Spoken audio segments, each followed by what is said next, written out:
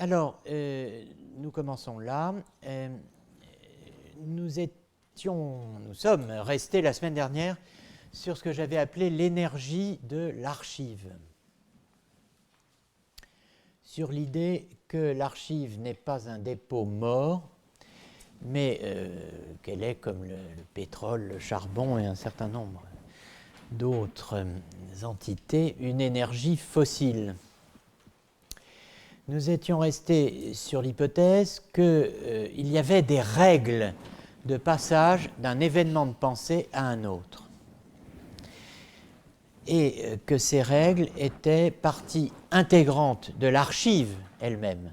Autrement dit, de l'archive qui porte donc et qui dynamise le travail de l'historien. Cette hypothèse donc des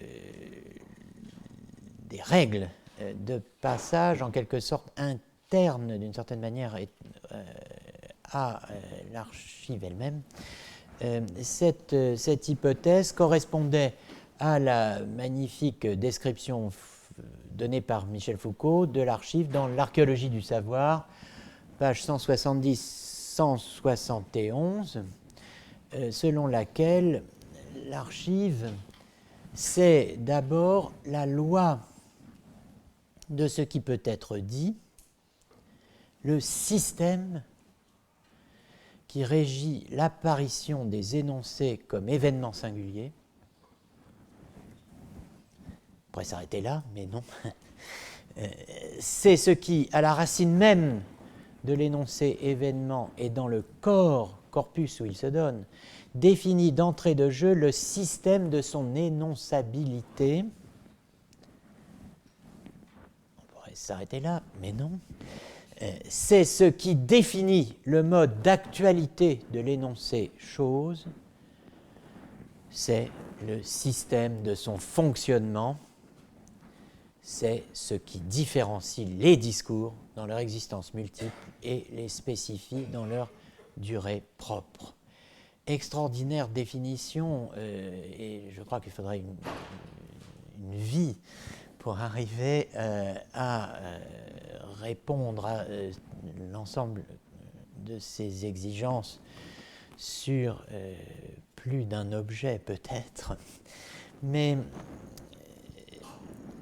j'avais aussi, avant de mentionner, de lire cette définition de l'archive, qu'il faut absolument prendre au sérieux, de même qu'il faut prendre au sérieux l'archéologie du savoir, que je considère comme un très grand livre personnellement, même si ça n'est pas celui qui retient le plus aujourd'hui l'attention des Foucaldiens, et même si Michel Foucault lui-même, d'ailleurs, s'en était détourné. Bon, enfin, en tout cas, j'avais auparavant donc présenté, avant d'évoquer ce texte, la théorie de Collingwood, la théorie collingwoodienne des complexes constitués de questions et de réponses, complexes of questions and answers, et souligné donc que le philosophe anglais partageait en un sens, jusqu'à un certain point, l'ambition foucaldienne. En quoi? Eh bien, dans la mesure où il assignait clairement à l'historien la tâche de déterminer ce qu'il appelait les processus conduisant d'un fait à un autre. Dans le cas qui nous occupe, maintenant que nous savons ce que Collingwood entend par fait lorsqu'il y va de l'histoire de la pensée, eh bien, nous comprenons que la tâche de l'historien est de déterminer les processus qui conduisent d'un complexe constitué de questions et de réponses à un autre complexe constitué de questions et de réponses. Ceci pour vous rappeler donc que l'essence de l'histoire ne réside pas dans le fait qu'elle serait constituée de ou consisterait en faits individuels si précieux, si riche d'enseignements, si valide ou pertinent soit-il, mais seulement in the process or development leading from one to another, dans le processus ou le développement conduisant, leading, d'un premier à un autre. Alors, je voudrais aujourd'hui tenter d'illustrer et de justifier la thèse de Collingwood, que vous avez ici, comme thèse archéologique, d'archéologie philosophique, en montrant sur un cas tout à fait précis comment le recours au complexe constitué de questions et de réponses, ce que j'appellerais désormais CQR, n'est-ce pas, complexe constitué de questions et de réponses, comment donc le recours au CQR permet de déterminer alors je reprends une expression foucaldienne, le système, c'est-à-dire en fait la première expression qui figurait dans la description tout à l'heure, le système qui régit l'apparition, alors j'ajoute, d'une série d'énoncés, le système régissant l'apparition d'une série d'énoncés considérés dans l'historiographie traditionnelle, habituelle, comme constituant un seul et même archi-problème, problème majuscule, problème avec un grand P.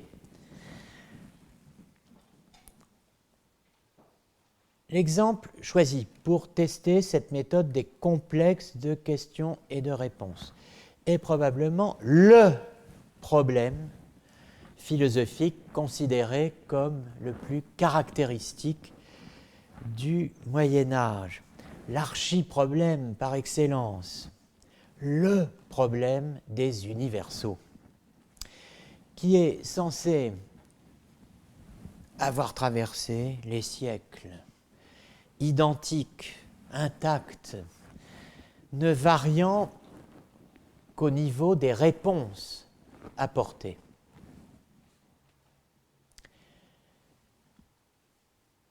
Le statut d'archi-problème, le statut paradigmatique, le statut de problème modèle, si on peut dire, de problème des problèmes, de la querelle des universaux, est évident, patent, dans la plupart des histoires de la philosophie. J'évoquais dans ma leçon inaugurale l'édit de Senlis, pris en 1474 par le roi Louis XI, pour empêcher matériellement la lecture des textes des nominalistes, n'est-ce pas ? L'édit exigeait que l'on enchaînât et clouât les livres des nominalistes dans toutes les bibliothèques, de manière que plus personne ne put les ouvrir, les consulter. C'est ce qu'on appelle les livres enchaînés, hein, libri incatenati, les livres enchaînés. Bon, alors j'avais signalé d'ailleurs que cette procédure extrême, en apparence, n'était pas si extrême que ça, puisque les livres enchaînés existaient dans les bibliothèques universitaires, et notamment dans la grande bibliothèque qu'était la bibliothèque parisienne, du collège de Sorbonne, par exemple. Les livres enchaînés, en général, sont les livres qui sont ce qu'on appellerait des usuels aujourd'hui, n'est-ce pas ? Ceux qui ne sortent pas. Donc on les enchaîne pour être sûr qu'on ne va pas partir avec. Et ils sont retirés du prêt, ils ne peuvent pas sortir. Mais dans certains cas, on appliquait aux ouvrages dont on voulait véritablement limiter la circulation, on appliquait la procédure de l'enchaînement. L'édit de Senlis ajoute le fait de clouer, et les couvertures des livres étant en bois ou couvertes de cuir, bon, on a des cadenas bon, aussi, etc. Donc, si un roi de France a pu prendre un édit qui n'a été abrogé qu'au bout de 7 ans environ, interdisant la consultation des livres des nominalistes, c'est qu'il y avait comme on dit, un problème. Bon, cela dit, du XVIIe au XIX, je ne nie pas qu'il y ait un problème, j'ai même consacré un livre à la question, mais du XVIIe au XIXe siècle, la querelle des universaux a servi de norme, de référence, de cadre de référence à la réception de la philosophie médiévale, entendue comme philosophie scolastique. Je prendrai ici l'exemple de Victor Cousin. Victor Cousin est un personnage qu'il ne faut pas sous-estimer, qui est intéressant comme philosophe à sa manière et qui a joué, comme vous le savez, un rôle capital dans l'histoire de l'enseignement français, y compris de l'enseignement de la philosophie. Et pour que vous puissiez par vous-même en prendre une vue plus exacte, je vous recommande la lecture du livre de Derrida intitulé « Du droit à la philosophie », 1990, édition Galilée, où Derrida écrit ceci, il présente le personnage de Victor Cousin, c'est la grande époque du greffe, n'est-ce pas, et de la réflexion sur l'introduction de l'enseignement de la philosophie dans le secondaire, comme on dit, mais évidemment pas seulement en terminale où elle est déjà, mais auparavant. Donc c'est un serpent de mer, n'est-ce pas? Mais bon. Alors, Derrida, qui était un des porteurs, disons, de ce projet, parle de Victor Cousin, qui a organisé d'une certaine manière l'enseignement de la philosophie en France, jusqu'à nous, d'une certaine façon.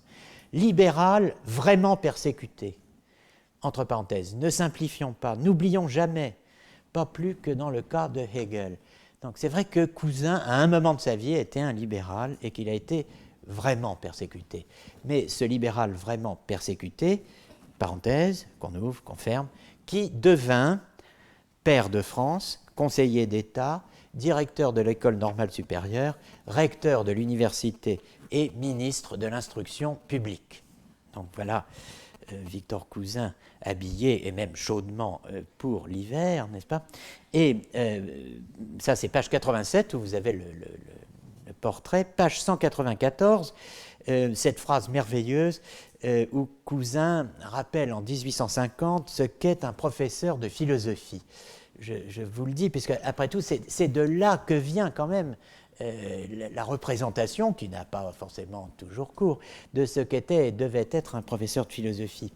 Eh bien, en 1850, page 194 de Derrida, un professeur de philosophie est un fonctionnaire de l'ordre moral, préposé par l'État à la culture des esprits et des âmes, au moyen des parties les plus certaines, entre parenthèses, Derrida, je souligne, de la science philosophique. Fin de citation. Un professeur de philosophie est un fonctionnaire de l'ordre moral, préposé par l'État à la culture des esprits et des âmes, au moyen des parties les plus certaines de la science philosophique. Alors, je vais essayer de me montrer à la hauteur ce matin. Donc je prends l'exemple de Victor Cousin et nous allons regarder rapidement, mais quand même, le tome 3 de ces fragments philosophiques consacrés, tout le tome 3 des fragments philosophiques est consacré à la philosophie scolastique, c'est le titre. J'ai pu accéder à la 4e édition, publiée à Paris en 1840. Voici la thèse. Si dans la scolastique qu'on écrit à l'époque, alors je fais quelques fautes de frappe dans mes slides, mais là ça n'en est pas une, ce H n'est pas une erreur, là c'est bien, c'est un private joke, c'est bien, il est bien là. Si dans la scolastique on écarte la théologie pour considérer seulement la philosophie proprement dite, alors bon, on pourrait donner ça comme sujet. Qu'est-ce que la philosophie proprement dite, selon les époques? On écarte la théologie pour considérer seulement la philosophie proprement dite. Cette philosophie est tout entière dans la querelle du nominalisme et du réalisme. Donc supprimer retirer, écarter, laisser de côté la théologie, reste la philosophie. Qu'est-ce que la philosophie scolastique, la philosophie proprement dite? La querelle du nominalisme et du réalisme. Auquel, quand même, toutefois, il faut ajouter la position d'Abélard.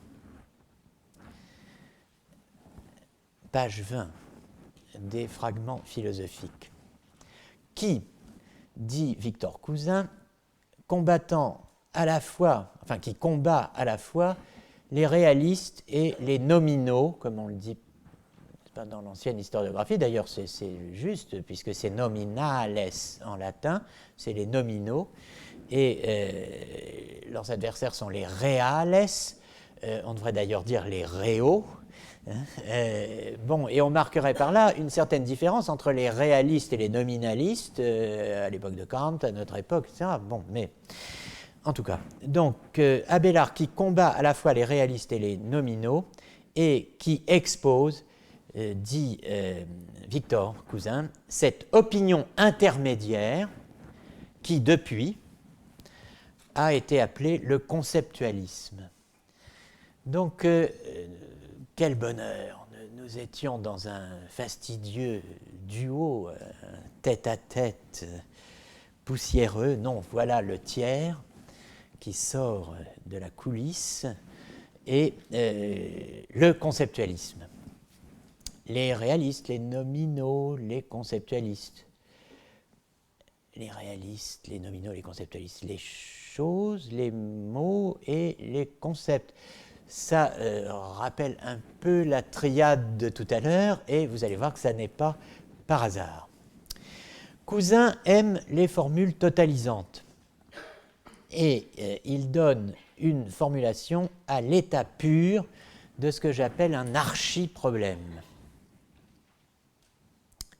Donc la philosophie scolastique est tout entière dans la querelle du nominalisme et du réalisme.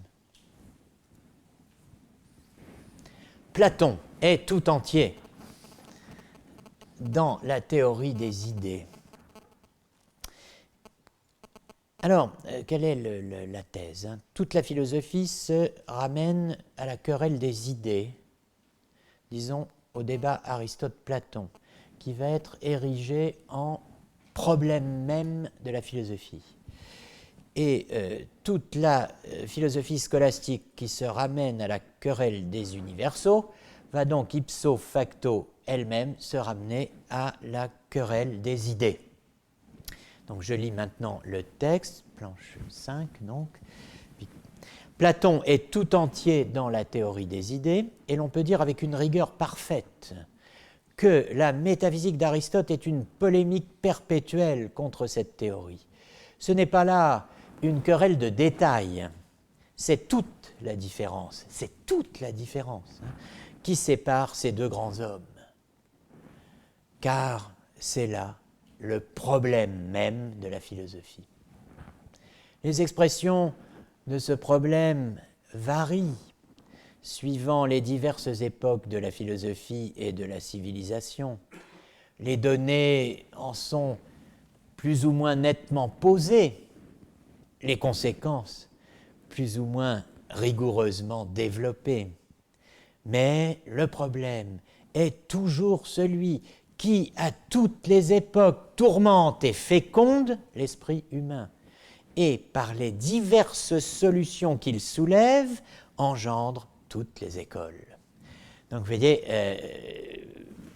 Cousin, qui est le saint patron, si j'ose dire, de l'éclectisme en philosophie, a une vision de la philosophie qui impose et réclame d'avoir un contact intime et réfléchi avec le système de la philosophie et au fond, de la production des énoncés, des théories philosophiques, et même l'engendrement des écoles. Donc vous voyez, c'est assez remarquable. C'est une série de réductions. La philosophie égale la querelle des idées, archi-problème, problème même de la philosophie, débat Aristote-Platon, toute la philosophie scolastique étant une des figures historiques et historiales de la philosophie, se ramène à la querelle des universaux, et donc cette querelle des universaux est un épisode de la querelle des idées. Et il y a un archi-problème diversement habillé. Hein. Bien sûr, les expressions varient, les données sont plus ou moins précises, les conséquences plus ou moins bien tirées, mais c'est toujours le même problème qui tourmente et féconde. Bon, tout n'est pas faux. Je veux dire, nous avons tous un problème, si j'ose dire, qui nous tourmente et qui parfois ne féconde rien du tout, n'est-ce pas ? Mais ici c'est l'humanité tout entière et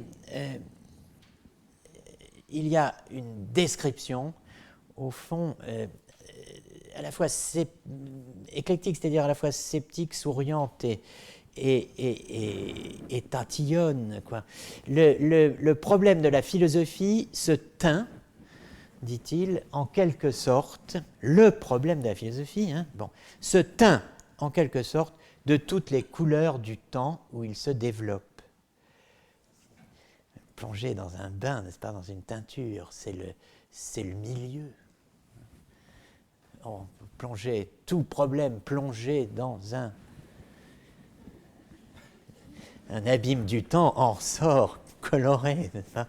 Bon, il se teint en quelque sorte de toutes les couleurs du temps où il se développe, mais partout, il est le fond duquel partent et auquel aboutissent les recherches philosophiques. Il est l'alpha et l'oméga, l'arché et le télos, il est le principe et la fin.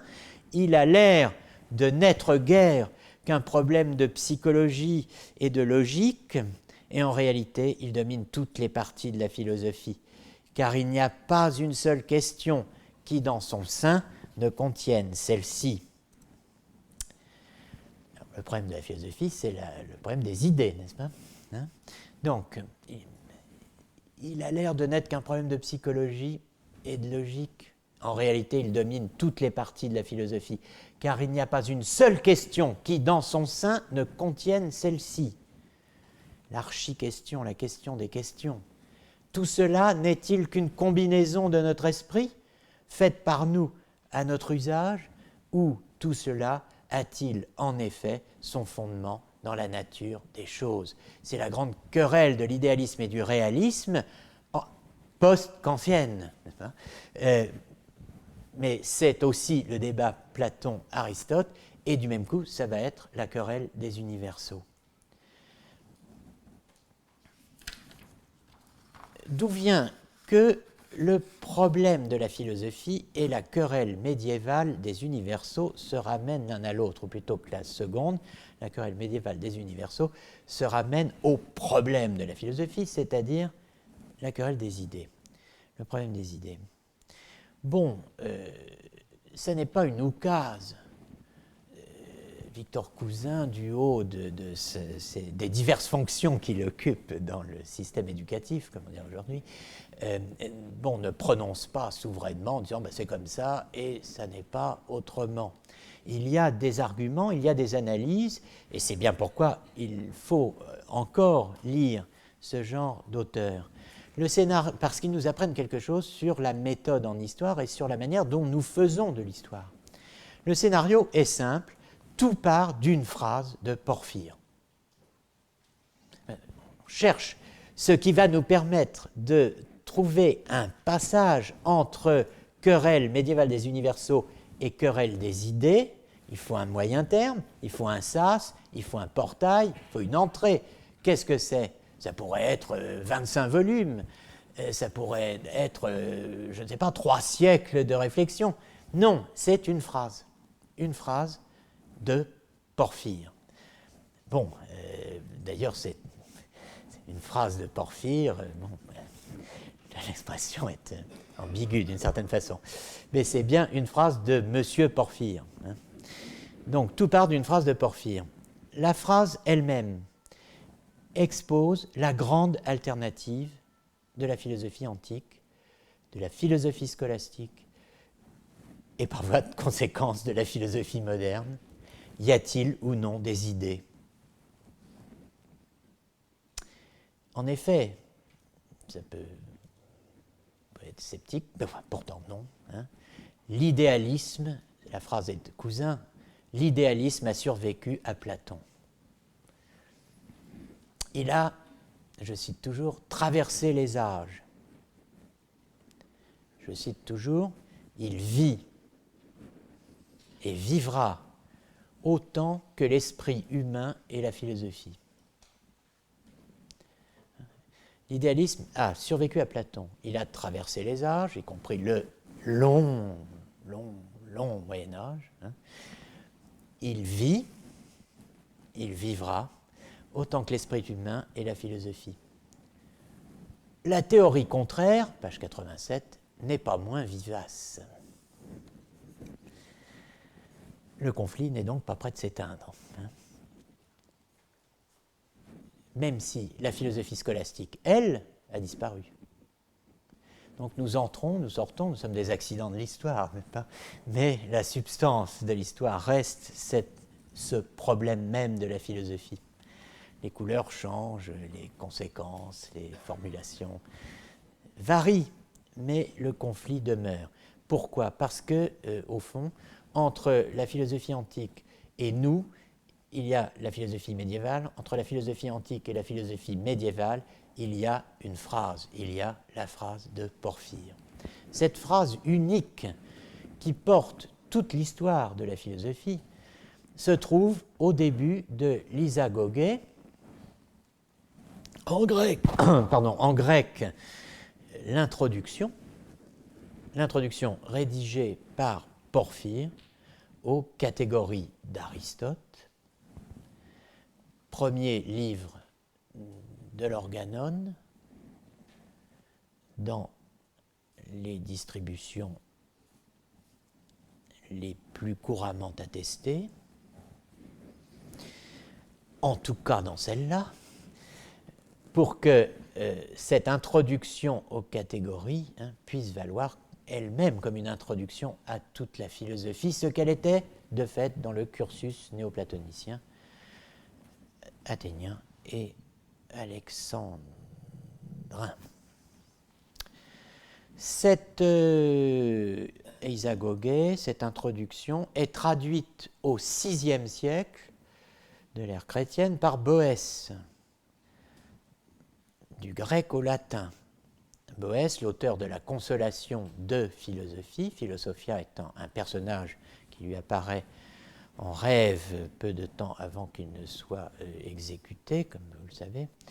Il apparaît dans sa prison et c'est un des chefs-d'œuvre des satires Ménippées, enfin d'un écrit composé, fondé sur l'alternance des poèmes et des morceaux de prose. Bon, mais philosophie, c'est une femme, n'est-ce pas, qui apparaît en rêve.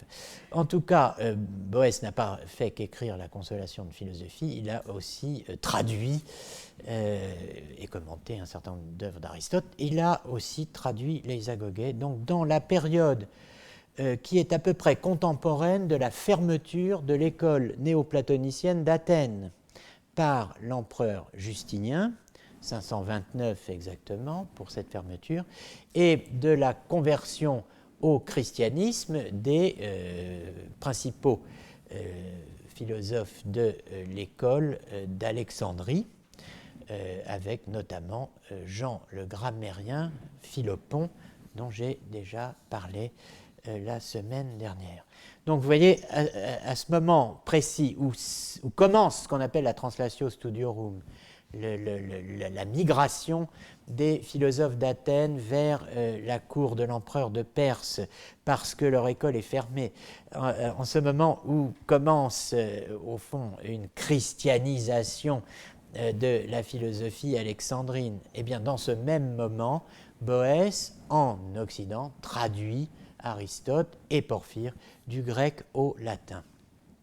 Le scénario médiéval que je viens de brosser, dont je viens de brosser la prémisse, n'est-ce pas, à grands traits, n'est-ce pas, commence sous la plume de Victor Cousin comme un péplum, comme un film en costume, quelque part entre Carthage en flammes et la chute de l'Empire romain. Quoi. Bon, je vous lis le passage.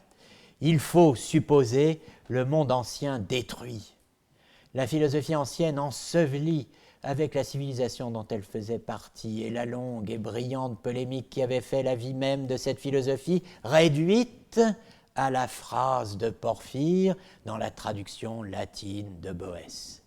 Quelle terrible, atroce, épouvantable métonymie! N'est-ce pas? Toute l'histoire converge vers une et dans une seule phrase, la phrase de Porphyre, traduite par Boès, qui va être disons, à l'histoire de la philosophie, ce que la petite phrase de Vinteuil, n'est-ce pas, est à la recherche du temps perdu. Quoi. On va se dire, au fond, on rêve de l'entendre mise en musique, cette phrase de Porphyre. Effectivement, on aimerait. Mais en tout cas, donc, c'est sur cette phrase de Porphyre, dans la traduction latine de Boès, c'est sur cette phrase et autour d'elle que va peu à peu se reformer une philosophie nouvelle.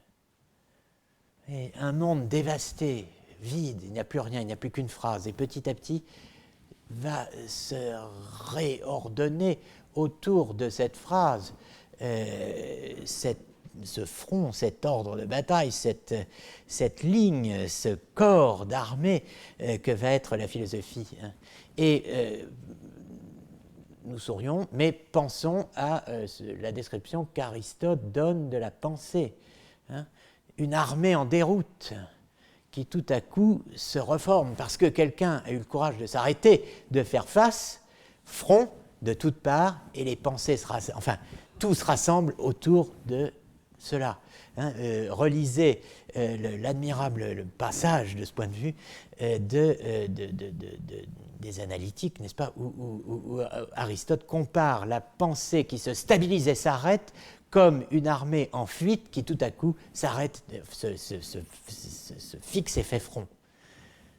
Bon, eh bien là, c'est un peu la même chose. Toute la philosophie se reforme peu à peu, et même c'est une philosophie nouvelle qui se forme en se reformant autour de la phrase résistante, qui a résisté à tout. Les commencements de cette philosophie seront bien faibles, il est vrai, et se ressentiront de la profonde barbarie du temps, mais une fois née, la puissance de l'éternel problème la développera et lui ouvrira une carrière immense. Donc la philosophie ancienne, réduite à une phrase, à un unique problème, un problème éternel, dont la puissance suffit à faire naître, renaître et croître une philosophie nouvelle. Donc on brûle de connaître cette phrase. En fait, ce n'est pas une phrase, c'est un paragraphe, ou plutôt deux paragraphes, dont Victor Cousin privilégie une phrase. Et même, vous allez le voir, une partie de phrase. Voici, écrit Cousin, page 83, cette phrase. Telle que la rencontra le Moyen-Âge dans le latin de Boès, avec ce qui la précède et ce qui la suit immédiatement. Donc, en fait, Cousin cite deux paragraphes de Porphyre, en latin, puis en français. Donc, tout n'est pas acheté dans la méthode de Cousin. Latin, français, en imprimant en italique la fameuse phrase, avant, dit-il, de la mettre aussi sous les yeux du lecteur seul, dans le grec de Porphyre. Vous voyez, superbe mise en scène, d'abord le latin, peut-être personne ne comprend rien, puis le français, et enfin apparaît, alors non pas nu là, mais habillé, la phrase dans le grec de Porphyre. Alors, voici la traduction française proposée par Cousin du fameux texte de Porphyre, tel qu'on pouvait le lire en latin au Moyen Âge. C'est coûteux cette méthode, hein, parce que bon, on ne saute pas directement à ceci ou à cela. On dit, ben, il y a le latin, non, je traduis le latin, et puis bon. Mais alors comment le traduit-il? Pour nous, c'est extrêmement intéressant de voir comment on traduit un texte latin du VIe siècle, qui est la traduction d'un texte grec antérieur, et comment on le traduit dans la langue du philosophe éclectique, qui est l'interlocuteur de Hegel et l'introducteur de la philosophie allemande en France, quand même. C'est notre planche 8, ce qui ne vous apprend absolument rien d'ailleurs, mais c'est moi qui essaie de ne pas me perdre dans ma numérotation. Donc, Isagoge, traduction cousin. Chrysaor, puisqu'il est nécessaire pour comprendre la doctrine des catégories d'Aristote de savoir ce qu'est le genre, la différence, l'espèce, le propre et l'accident.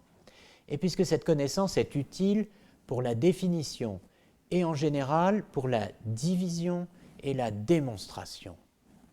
Je vais essayer, dans un abrégé succinct et en forme d'introduction, de parcourir ce que nos devanciers ont dit à cet égard, m'abstenant des questions trop profondes et m'arrêtant même assez peu sur les plus faciles. On rêve d'un programme de ce genre, n'est-ce pas?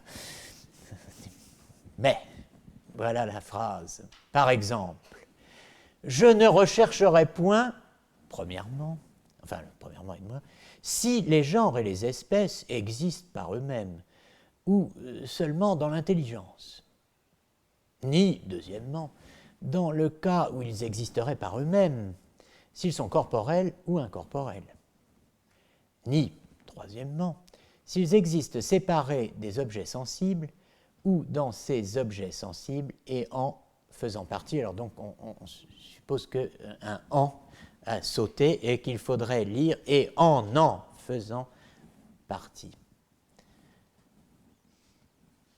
Ce problème est trop difficile et demanderait des recherches plus étendues. Je me bornerai à indiquer ce que les anciens, et parmi eux les péripatéticiens, ont dit de plus raisonnable sur ce point et sur les précédents. Alors, c'est quand même extraordinaire cela. J'ai divisé bien sûr la phrase de Cousin, la phrase dite de Porphyre, en 3 morceaux, en 3 parties. Mais avant d'entrer dans le vif du sujet, je vous invite quand même à remarquer que l'archi-problème transmis par Porphyre,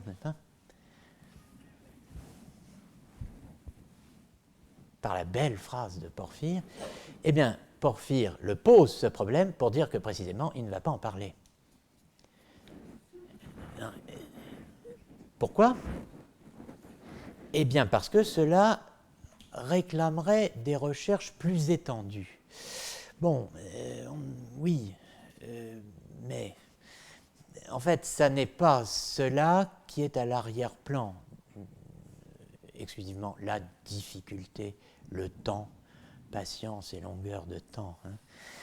C'est en fait un principe fondamental de l'exégèse, telle qu'elle est pratiquée dans les écoles néoplatoniciennes.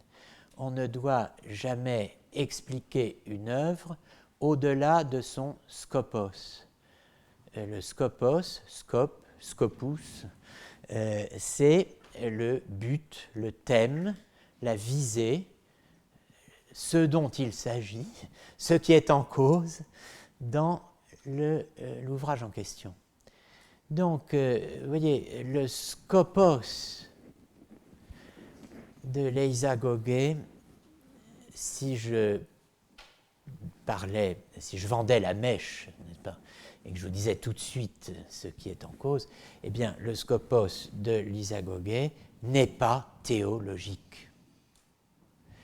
Il est logique, cette introduction aux catégories qui sont l'introduction au système d'Aristote, cette eisagogie, elle est l'introduction à l'introduction, elle est la porte d'entrée en philosophie. Comment entre-t-on en philosophie?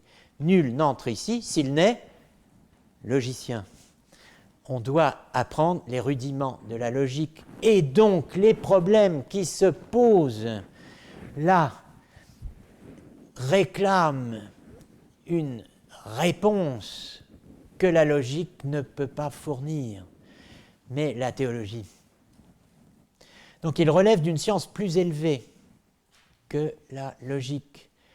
Donc, bien sûr, ces questions sont importantes, mais ce n'est pas le moment de les poser. Singulier tour d'écriture qui consiste à dire, voilà, en fait, le problème de la philosophie. C'est ce que lit Cousin. Voilà le problème, le vrai problème, ce pourquoi nous faisons tout ça. C'est pour avoir une réponse à ça. Mais on ne peut pas la donner tout de suite, parce que ça ne relève pas de ce que les anciens, et parmi eux les péripatéticiens, ont dit de plus raisonnable. Alors il faudra revenir sur l'expression qui est traduite par de plus raisonnable. Vous voyez, donc en gros, alors la phrase, je l'ai divisée en 3 parties. J'ai divisé en 3 parties cette petite phrase de Porphyre, donc digne de Vinteuil, semble-t-il, puisque je cite Cousin, qui donc l'a lu en grec. Alors je rappelle que Victor Cousin n'est pas n'importe qui, il est le premier éditeur d'Abélard. Il a édité en France, n'est-ce pas? Il édite les œuvres d'Abélard, les œuvres latines d'Abélard. Il édite Proclus, grec. Bon, donc c'est un philologue, c'est un historien, c'est un philosophe, c'est un ministre.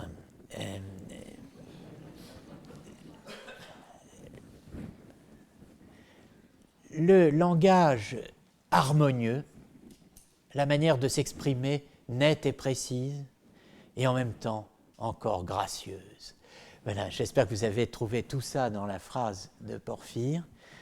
Un langage harmonieux, une manière de s'exprimer nette et précise, et en même temps gracieuse encore. Bon, en tout cas, les 3 questions, 1, 2, 3, qui s'enchaînent, forment à l'évidence ce que j'appelle après Collingwood un complexe constitué de questions, et manque la réponse, puisque la réponse est différée à une science plus élevée.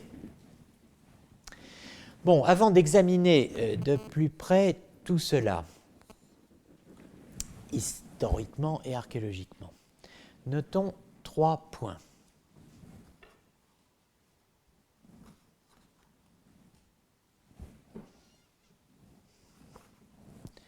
Bon, je suis obligé de mettre un mot de passe, excusez-moi, je ne suis pourtant pas Lacan. Alors,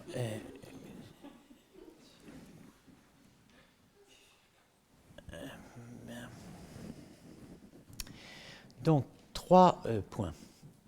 Premier point, Victor Cousin reformule quelques pages plus loin la phrase harmonieuse, nette et gracieuse de Porphyre. Il reformule le questionnaire en des termes sensiblement différents.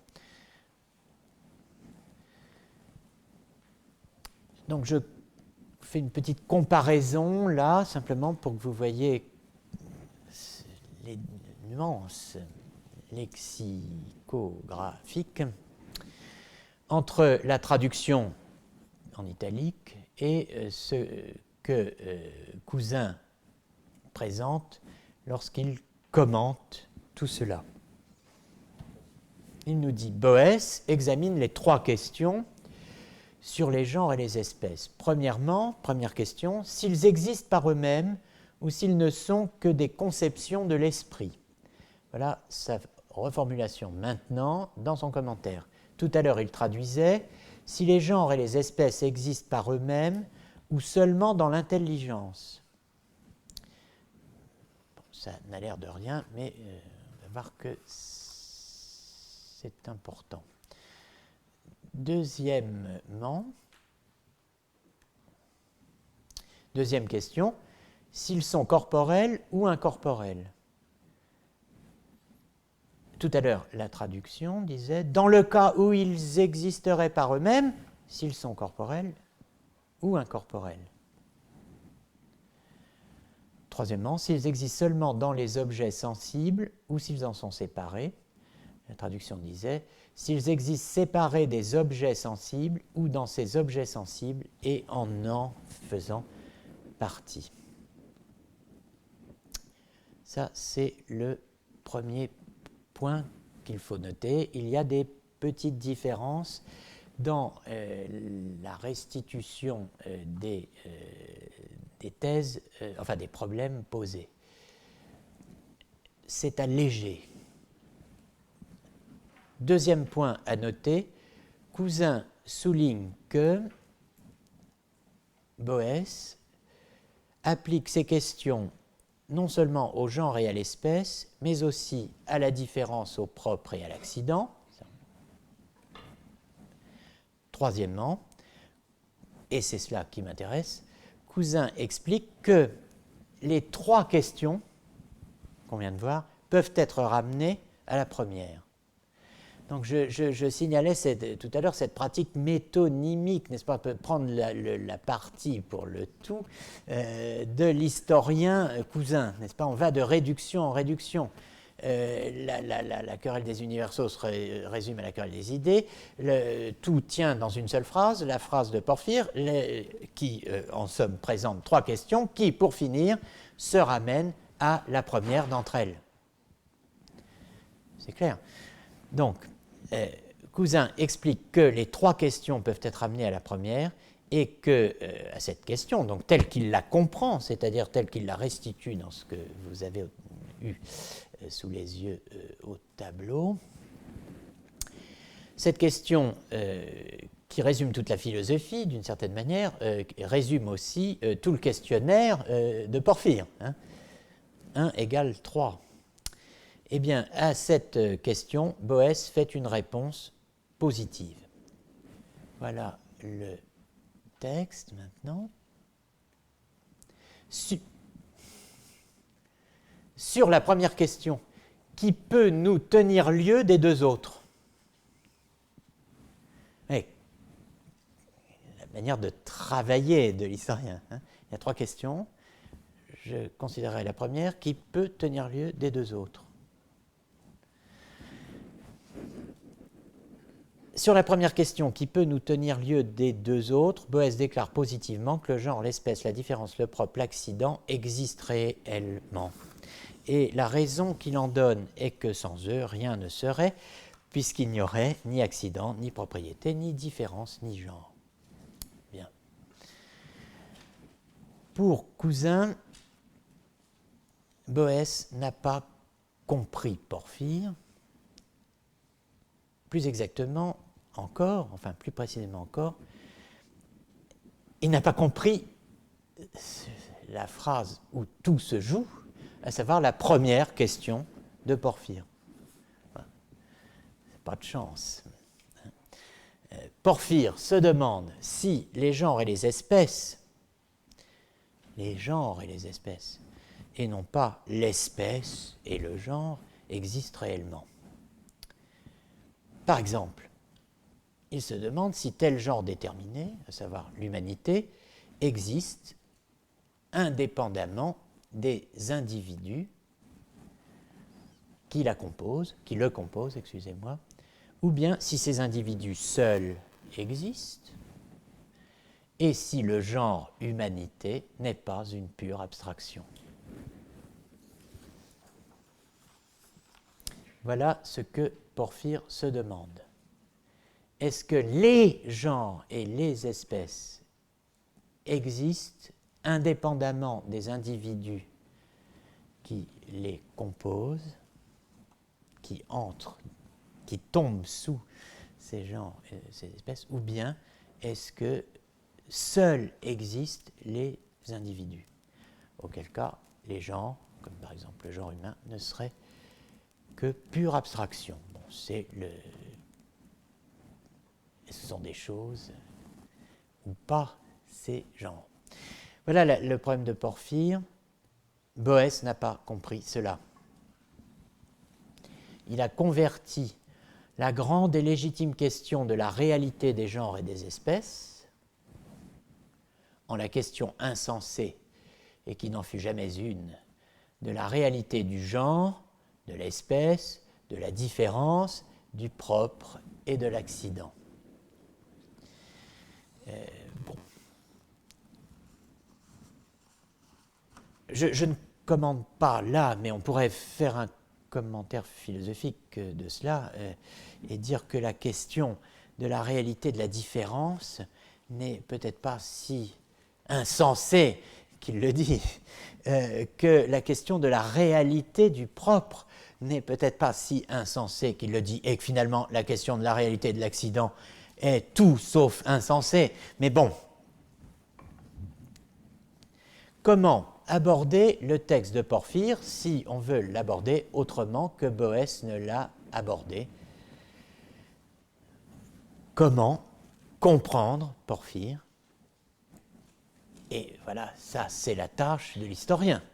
Cousin nous dit maintenant ce qu'il en est. Alors, il faut noter plusieurs choses. Je dirais deux préalables et qui nous conduiront à deux faits fondamentaux. Le premier préalable, le problème de Porphyre, c'est ce qu'on appelle en philosophie antique une aporie. Il y a un problème. La méthode philosophique d'Aristote, comme vous vous en souvenez sans doute, est diaporématique. Ça consiste à poser un problème, à traverser sa difficulté et à proposer une solution. Traverser des apories, diaporématique. Donc c'est une aporie qui comporte trois étapes ou paliers. Donc c'est un complexe de questions. L'énoncé complet du problème, alors en espérant qu'il n'y a pas trop de misprints. Bon, vous l'avez sous les yeux là, on y reviendra pour noter certaines expressions remarquables, comme évidemment,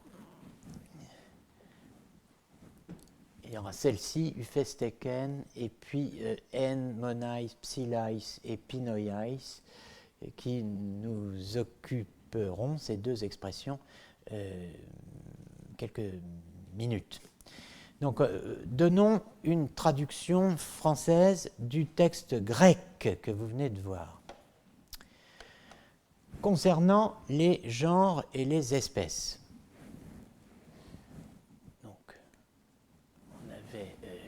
Ici, il faut que je m'habitue à ce stylo, periton genon te kai eidon, concernant les genres et les espèces. Bon, on ne va pas suivre ça mot par mot, rassurez-vous, mais bon. La question de savoir, quelle est la question? C'est la question de savoir, premièrement, quelle est l'aporie? Je dis, il y a une aporie, 3 étapes, 3 niveaux, premier niveau. Alors, s'ils existent, quand même, là, on est obligé de montrer le mot, eite uphesteken. Ou bien, s'il ne consiste que dans, alors, en, monais, psilais et pinoiais. Keitai, s'ils sont logés dans, seulement dans, quoi? Les Pinoia, si je puis dire, seul et pur. Alors, traduit dans un français un peu moins rébarbatif, ça donne, et qui reste quand même fidèle, s'ils existent ou bien s'ils ne consistent que dans de purs et simples, ou seuls ne consistent que dans de pur concept. Deuxième problème, à supposer qu'ils existent. Donc vous voyez que ça s'enchaîne. Hein. Si vous répondez oui à 1, vous avez la chance d'aller au second niveau du jeu, hein, où vous attend le boss Porphyre, à supposer qu'ils existent s'ils sont des corps ou des incorporels. Ça n'est pas très aristotélicien comme phrase, ça. Troisièmement, et en ce dernier cas, donc si ce sont des incorporels, je n'ai pas dit s'ils sont incorporels, mais si ce sont des incorporels, et non pas des corps, en ce dernier cas, s'ils sont séparés, ces incorporels, ou bien s'ils existent dans les sensibles et en rapport avec eux. Voilà le problème. Et le deuxième point à noter, évidemment, mais je vous l'ai déjà dit, mais comment ne pas y revenir, Porphyre ne répond pas à sa question. On le sait puisqu'on a lu Cousin, mais maintenant on peut regarder la traduction plus fidèle, sans doute, j'espère, du texte, essentiellement de feu, mon ami d'ailleurs Alain Philippe II, assisté d'Alain de Libera. Voilà, pour l'introduction essentiellement d'ailleurs, mais voilà des questions dont j'éviterai de parler parce qu'elles représentent une recherche très profonde et qu'elles réclament un autre examen beaucoup plus long. Alors une recherche très profonde, bon, on se doute bien que ça ne va pas être de la sémantique logique de base. Hein. En revanche, concernant genres et espèces et les autres, alors vous voyez que nous avons mis terme entre crochets, parce que c'est ajouté, les autres en question. Il est clair que terme doit être entre crochets, mais sinon, où serait le problème? Pour nous, c'est plus simple d'entendre qu'il y a là une explication de terme. Mais pour les anciens, il n'y a pas le mot terme. Donc la question se pose bien de savoir ce que c'est que ces items, comme disent les Américains maintenant, ces machins-là. Qu'est-ce que c'est, hein? Concernant genres et espèces et les autres en question, les trois autres, donc concernant ces cinq-là, comment les anciens, et tout particulièrement ceux du Péripathos, en ont traité logikotéron, c'est-à-dire d'une manière plus logique. Et cette expression est assez déconcertante, mais elle dit bien ce qu'elle veut dire, c'est-à-dire en parlant davantage en logicien qu'autre chose.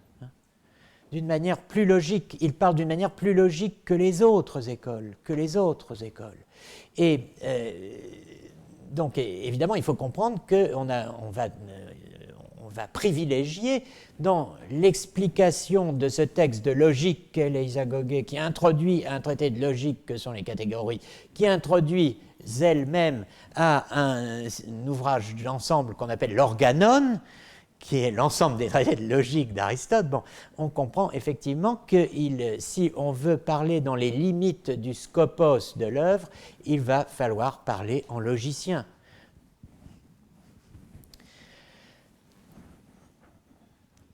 Alors, un mot sur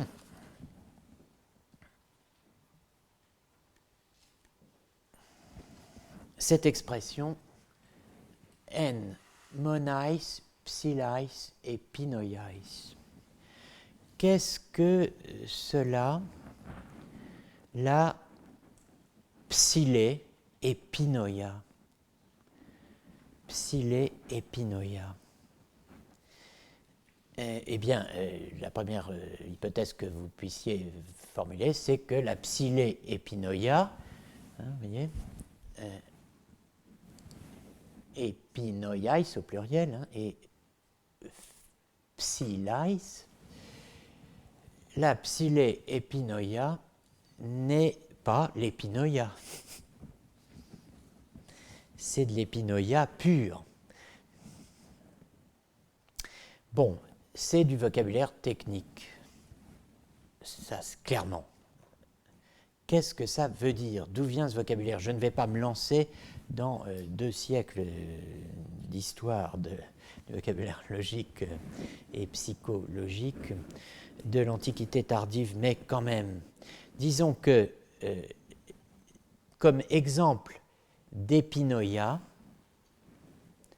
on pourrait traduire de conception, on peut donner l'universel abstrait, ce qu'on appellerait par exemple un universel en ontologie, en ontologique. En logique, c'est une abstraction, hein, et cette abstraction, elle nous est donnée, elle nous est assurée, elle nous est livrée par ce qu'on appelle l'épinoïa, la conception. En revanche, la psilé-épinoïa, la pure conception, eh bien, cherchons-en un exemple, il est tout trouvé, c'est le célèbre bouc cerf, cette entité qui est à la fois un bouc et un cerf. Le tragélaphos, le bouc cerf. Donc c'est un exemple d'entité qui n'existe pas, qu'il n'y a pas. Le bouc cerf, ça n'existe pas. Le triangle abstrait, ça a de l'être d'une certaine manière. L'homme avec un grand H, ça a de l'être d'une certaine manière. Il va bien falloir voir lequel, mais bon, peut-être que c'est quelque chose. Vous voyez, il va falloir un peu préciser notre langage. Être, non-être, ou bien quelque chose, non quelque chose. Le bouc cerf, ça n'existe pas, mais peut-être que c'est un non quelque chose. Ce qui ajoute une idée, ça ne peut pas être, puisque c'est constitué par des entités qui ne sont pas susceptibles d'être réunies. Ah, attends, mais attendez, elles ne sont pas réunies. C'est ce que nous dit l'expérience, mais elles pourraient bien être réunies en quelques entités que nous ne connaissons pas encore. De fait, c'est ce qui s'est passé, puisque le bouc cerf a fait une entrée triomphale dans la zoologie sous les traits de l'antilope koudou, qui était découverte au XVIIe siècle, sauf erreur. Bon, mais ce qui nous intéresse, c'est ce qui n'existe ni ne peut exister. Alors prenons un exemple, le cercle carré. Bon, de ça, on peut dire non seulement que ça n'existe pas, mais même que c'est un non quelque chose. Ce n'est pas quelque chose qui n'existerait pas. C'est un non quelque chose, vous voyez. Donc ce non quelque chose, il faut aller le chercher dans une autre dimension philosophique que purement aristotélicienne. Et de fait, la distinction entre psilé-épinoïa et épinoïa est une différence tardive, dont un bon exemple nous est donné par un des commentateurs de cette école passée au christianisme, qu'était l'école d'Alexandrie, Élias, donc, dans son commentaire de Porphyre, explique qu'il y a une différence entre épinoïa, concept, conception, et psilé-épinoïa, simple concept, en ce que le premier fait concevoir l'être d'une autre façon. Vous voyez, qu'est-ce que c'est qu'un concept? Mais dans cette philosophie, évidemment, si je vous dis maintenant qu'est-ce que c'est qu'un concept, vous allez chercher toutes sortes de références philosophiques et vous n'allez certes pas me dire ceci. Mais pourtant, ce qu'il faut entendre par épinoïa concept ici, c'est quelque chose qui nous fait concevoir l'être d'une autre façon que que l'être que possède la chose dont il est le concept, hein, fait concevoir l'être d'une autre façon. Bon, alors, par exemple, en séparant du triangle de bronze la figure par la pensée, hein, il y a un triangle de bronze, bon, par la pensée, j'en extrais la figure, la forme, au sens du contour, et cela me permet de concevoir ce que c'est qu'un triangle. Bon, vous avez trouvé que ce n'est pas beaucoup comme conception, mais ça c'est l'épinoïa. Hein. Je sépare du triangle de bronze par la pensée, la figure, hein, et je conçois ainsi, je saisis, je construis le triangle en lui-même, indépendamment de la matière en laquelle il est reçu. Le bronze, ce bronze-ci, ce bronze-là, etc. Donc je mets à part la figure, hein, mentalement, par rapport à la matière où elle est engagée et où elle m'est livrée par les yeux. Alors je les ferme et hop.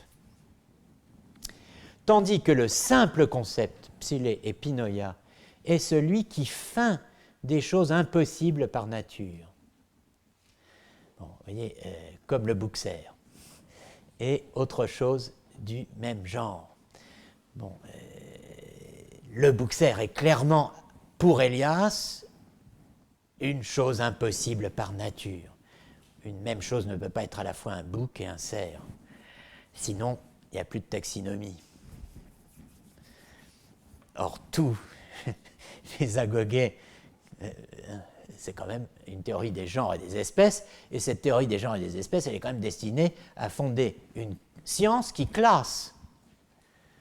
Alors si d'entrée de jeu, on admet des hybrides et des hybridations aussi folles qu'un Buxer au principe de notre logique classificatoire, on peut arrêter tout de suite. Vous me direz que ça vaudrait peut-être mieux, mais non. Enfin, il ne faut pas avoir de mauvaises pensées comme ça. Alors, bon. Maintenant, les faits fondamentaux. On a eu les préalables. Premier fait fondamental qui va confirmer la thèse archéologique tirée de Collingwood et qui va répondre en partie à cette sorte de défi, je parle comme à la télévision, mon Dieu, lancé par Foucault, n'est-ce pas, avec sa définition de ce qu'est l'archive, qui est censée nous livrer le système qui régit l'apparition des événements comme événements singuliers. Bon, ce fait fondamental, le voici. L'énoncé courant, familier, scolaire, habituel que vous obtiendriez peut-être en terminale d'un élève quelconque ou de vous-même scrutant votre mémoire ou d'un quidam quelconque, si d'une manière quelconque et un peu folle à dire vrai, vous lui demandiez d'après toi qu'est-ce que c'est que le problème des universaux. Bon, il est infiniment probable que s'il répondait ou elle répondait quelque chose, il ou elle répondrait ceci: les genres et les espèces, c'est peut-être trop demandé, les universaux, sont-ils des mots, des concepts ou des choses? C'est, en tout cas, l'énoncé scolaire, courant, familier qui s'est imposé durant toute l'histoire de la philosophie à la place du questionnaire de Porphyre. Les genres et les espèces sont-ils des mots, des concepts ou des choses? Donc, ce questionnaire-là, avec les trois possibilités qu'il ouvre, les trois théories qu'il délivre et les trois écoles qu'il engendre, les mots, eh bien, ce sera la position nominaliste, les concepts, ce sera la position conceptualiste, les choses, ce sera la position réaliste, eh bien, ce questionnaire-là n'est pas l'aporie de Porphyre, ce n'est pas le questionnaire original et originel de Porphyre, c'est la projection d'un questionnaire autre sur les Isagogues. D'où vient ce questionnaire? Il vient des questions que l'on pose au VIe siècle dans l'école néoplatonicienne, quand on se demande aussi bien à Alexandrie qu'à Athènes quel est le but, le thème, l'objet, le sujet des catégories d'Aristote. Et il n'y a rien d'étonnant à cela d'une certaine façon. Les Isagogues introduit aux catégories. Les catégories traitent de la substance et des 9 genres de l'accident. Et bien sûr, on peut demander, et on ne s'est pas privé de le faire, si les catégories portaient sur des mots, pour essayer d'en définir les relations et d'organiser la signification de ces mots en système, si les catégories portaient sur des concepts, et à ce moment, il s'agit à peu près du même travail, mais sur les, en quelque sorte, les mécanismes classificatoires de la pensée, ou bien sur des choses, et à ce moment-là, on se dirait, eh bien, oui, c'est vrai, il y a effectivement quelque chose comme l'homme commun, au-delà de cela qu'on appelle les hommes particuliers pris séparément.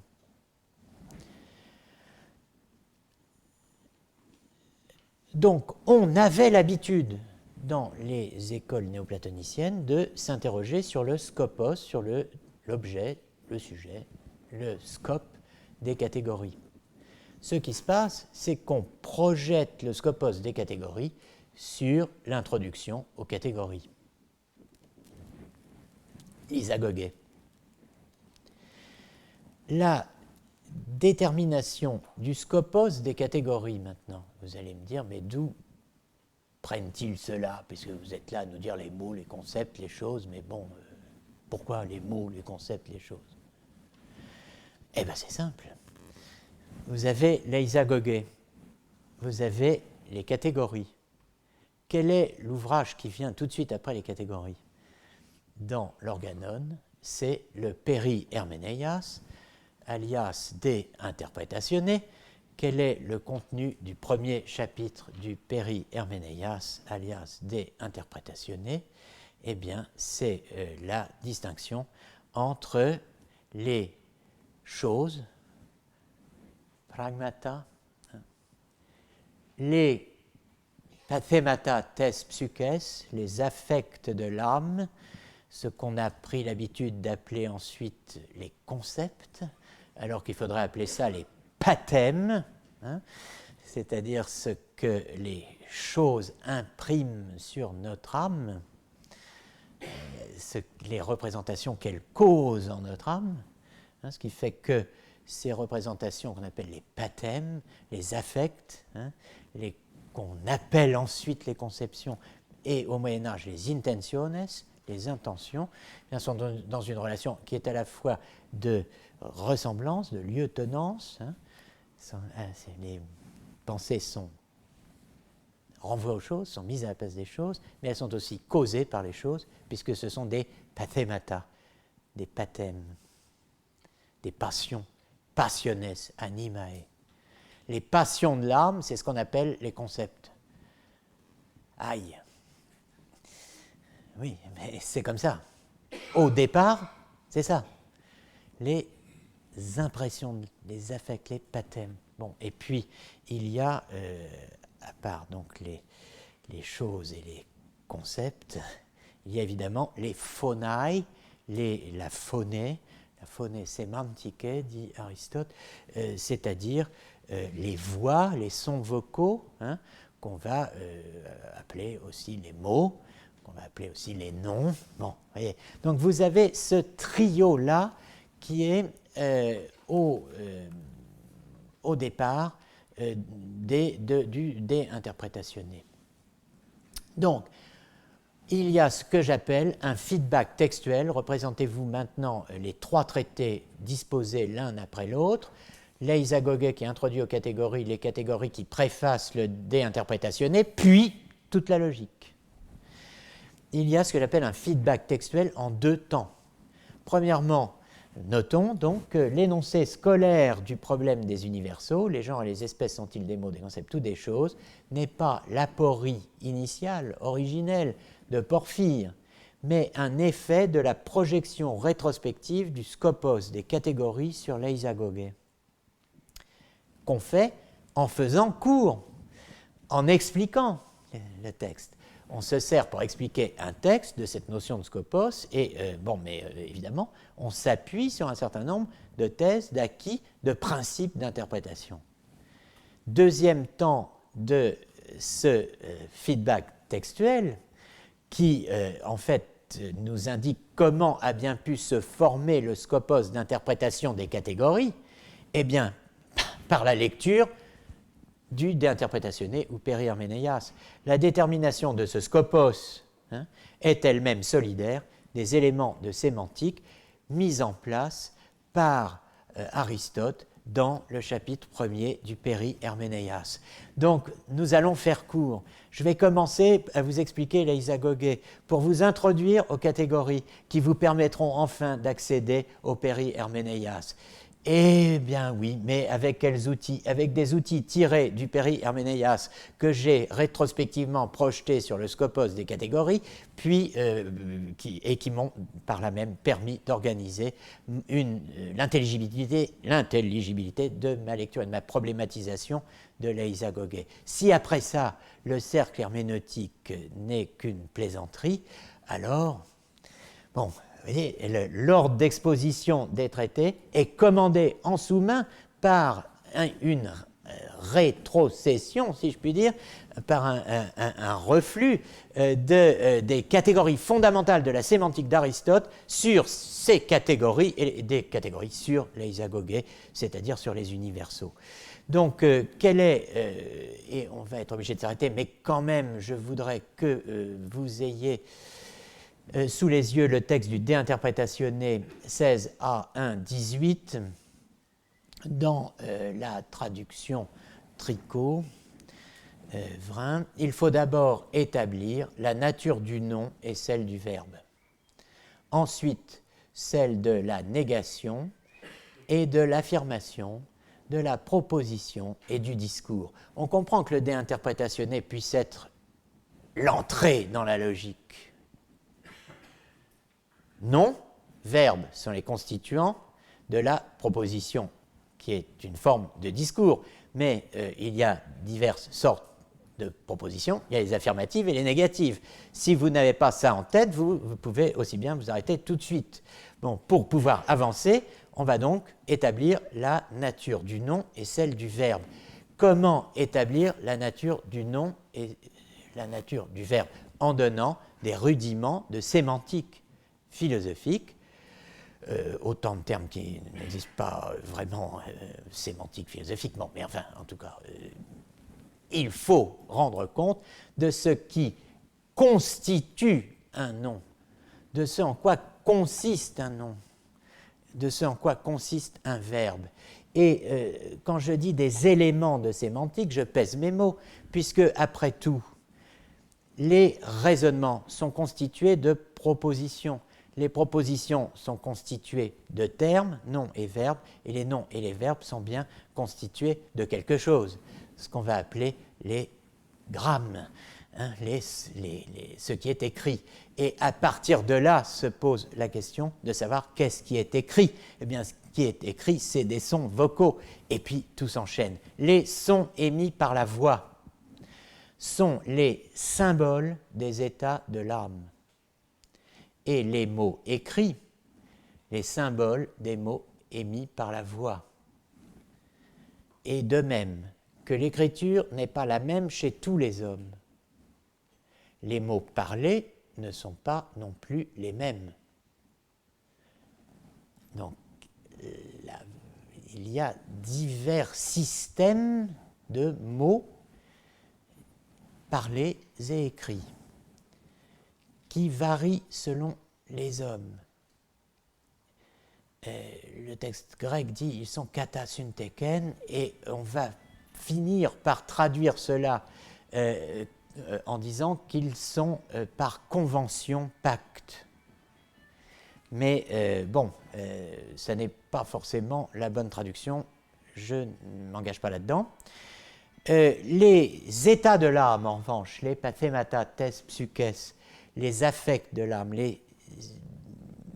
ce qu'on va appeler les concepts par la suite, les états de l'âme, dont ces expressions sont les signes immédiats, sont pourtant identiques chez tous, comme sont identiques aussi les choses dont ces états sont les images.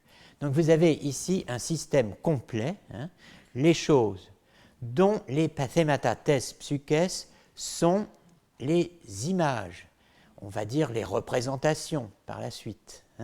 Mais ces pathemata, ils sont des affects, des passions. Les choses sont les mêmes pour tout le monde, les états mentaux qui leur correspondent sont les mêmes pour tout le monde. En revanche, les mots écrits et les mots émis par la voix sont différents chez tous les hommes.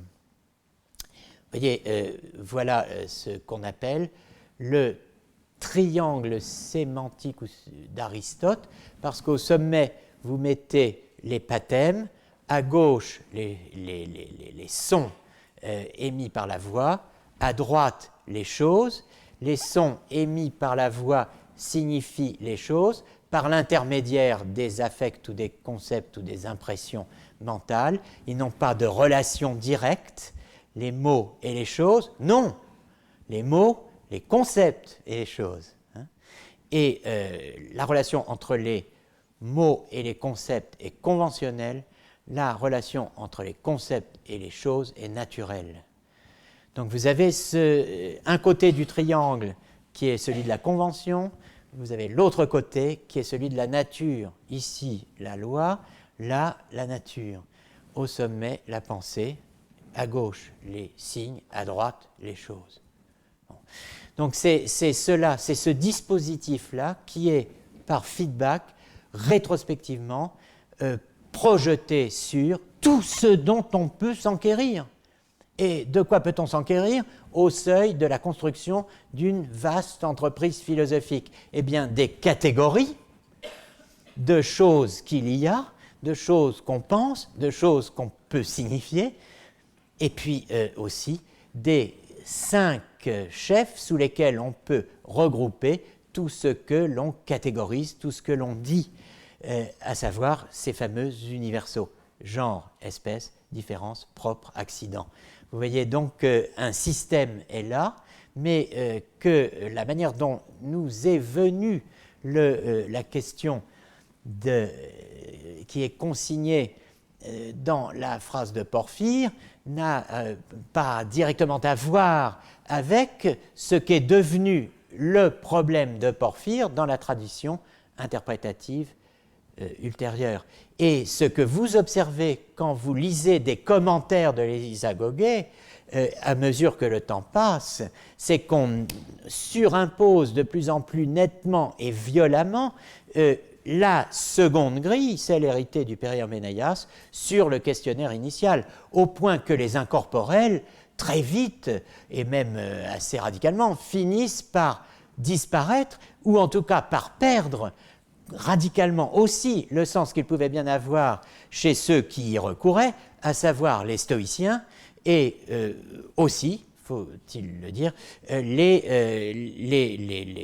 la tradition au fond scolaire, n'est-ce pas, qui commence d'une certaine manière pour le péripathétisme avec Alexandre d'Aphrodise, le disciple à distance lunaire, n'est-ce pas, d'Aristote, parce que le premier grand disciple d'Aristote, il est très loin dans le temps, c'est Alexandre qui enseigne sous les Sévères dans une école qui a été de péripathétisme, qui fait partie de l'embryon d'université qui avait été établi à l'époque contre l'école rivale, qu'est l'école stoïcienne.